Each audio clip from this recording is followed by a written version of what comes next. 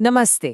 Foldable smartphones की दुनिया में ना एक बहुत बड़ा बदलाव आने वाला है और इस बदलाव के केंद्र में है दो बहुत बड़े नाम, दो टेक जायंट्स जो अब आमने सामने आने वाले हैं। तो सवाल ये उठता है कि स्मार्टफोन की दुनिया में अगला बड़ा चेंज, अगला बड़ा मोड़ क्या होगा। चलिए आज इसी पहेली को सुलझाते हैं। तो चलिए शुरू करते हैं।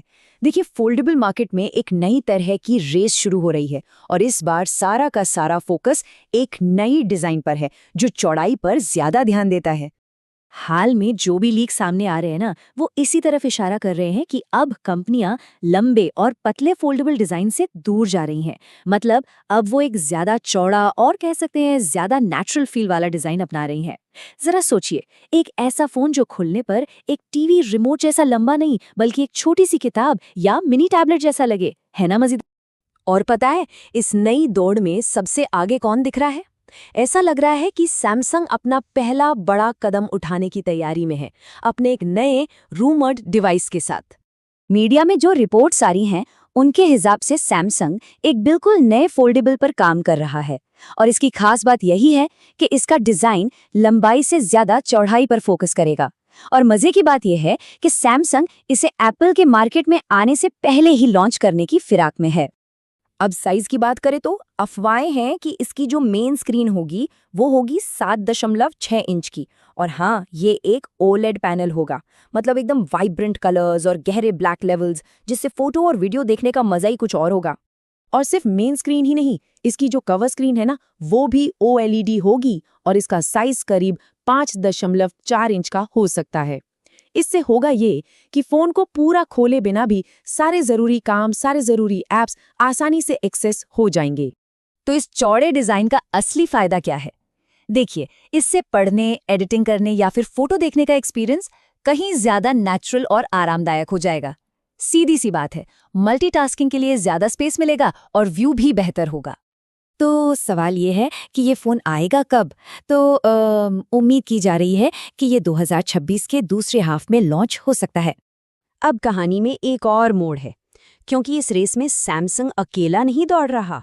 जी हाँ, एप्पल का वो डिवाइस जिसका सबको बेसब्री से इंतजार है, वो भी मैदान में उतरने को तैयार है। एप्पल फोल्डेबल मार्केट में कब आएगा, इसे लेकर तो खैर सालों से अटकलें चल रही हैं, लेकिन जो नई अफवाहें हैं वो ये बता रही हैं कि एप्पल भी सैमसंग की तरह ही एक चौड़े डिजाइन वाले फोल्डेबल पर काम कर रहा है। साइज की बात करें तो कहा जा रहा है कि एप्पल के फोल्डेबल का जो अंदर का डिस्प्ले होगा वो होगा 7.8 इंच का, मतलब सैमसंग के फोन से जरा सा बड़ा। और बाहरी डिस्प्ले 5.5 इंच का। अब एक बात पर गौर कीजिए, ये स्पेसिफिकेशंस सैमसंग के कितने ज्यादा करीब हैं। ऐसा लग रहा है जैसे दोनों कंपनियों को जीत का एक ही फॉर्मूला मिल गया हो। तो ये तो हो गई सीधी टक्कर की बात, पर इसका पूरे स्मार्टफोन मार्केट पर क्या असर पड़ेगा? चलिए अब इसे समझते हैं। अगर हम दोनों डिवाइसेस को आमने सामने रखें तो स्पेसिफिकेशंस में काफ़ी समानताएं हैं। सैमसंग का अंदर का डिस्प्ले 7.6 इंच और बाहर का 5.4 इंच। वहीं एप्पल का अंदर का डिस्प्ले 7.8 इंच और बाहर का 5.5 इंच। ये आंकड़े साफ साफ बता रहे हैं कि दोनों ही कंपनियां एक ही दिशा में सोच रही हैं। यहाँ एक बहुत ही दिलचस्प बात है। ऐसा नहीं है कि ये चौड़ा डिजाइन पहली बार आ रहा है। गूगल और ओप्पो जैसी कंपनियां पहले भी इस तरह के फोन लॉन्च कर चुकी है, लेकिन बाद में उन्होंने इन्हें बंद कर दिया। हो सकता है तब मार्केट इसके लिए तैयार नहीं था या शायद सॉफ्टवेयर उतना अच्छा नहीं था। और इसी वजह से सैमसंग और एप्पल का ये कदम और भी ज्यादा दिलचस्प और हाँ, थोड़ा जोखिम भरा भी हो जाता है।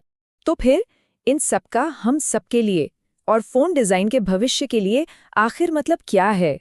देखिए, सबसे जरूरी बात यह है कि ये जो कंपटीशन है ना, ये मार्केट के लिए बहुत अच्छा है। जब दो इतने बड़े खिलाड़ी आपस में टकराते हैं तो इनोवेशन की स्पीड बढ़ जाती है और इसका सीधा फायदा हम जैसे कस्टमर्स को होता है। हमें बेहतर और नए ऑप्शंस मिलते हैं। तो आज की ये सारी बातचीत हमें एक आखिरी सवाल पर लाकर छोड़ देती है। क्या वाकई एक चौड़ा फोल्डेबल फोन भविष्य का स्मार्टफोन है? क्या लोग इसे अपनाएंगे? सोचने वाली बात है।